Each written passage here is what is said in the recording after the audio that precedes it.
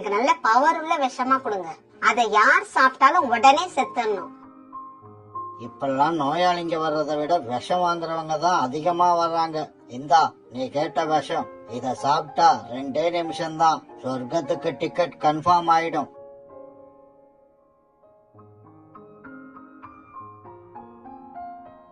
அந்த விஷத்தை வாங்கிக்கிட்டு ரீனா பறந்து போறத பார்த்த சோனாவும் புறாவும், புறா ரீனா விஷம் வாங்கிட்டு போகுது, இது கண்டிப்பா காலுக்காக தான் இருக்கும், சீக்கிரம் வா காலுவ போய் பாப்போம். காலு பையா, உன்னை எங்கெல்லாம் தேடுறது? உங்க 2வது மனைவி ரீனா விஷம் வாங்கிட்டு போறாங்க. இத கேட்ட காலு அழுதுச்சு.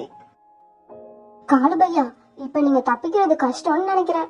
ஒரு பக்கம் மகனும் மருமகளும் விஷத்தோட அலைகிறாங்க, இன்னொரு பக்கம் உங்க மனைவி. இப்ப என்ன பண்ண போறீங்க?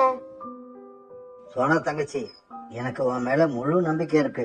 நீ சொன்ன மாதிரியே என்னோட மனைவி ரீனாவும் என்ன கொல்ல முயற்சி பண்றா. என் சொத்தெல்லாம் என்ன பண்ணலாம்னு இப்ப நான் ஒரு தீர்மானமான முடிவுக்கு வந்துட்டேன். காலுக்காக புறாவையும் சோனாவையும் அழைச்சுக்கிட்டு ரெஜிஸ்டர் ஆபீஸ் போச்சு.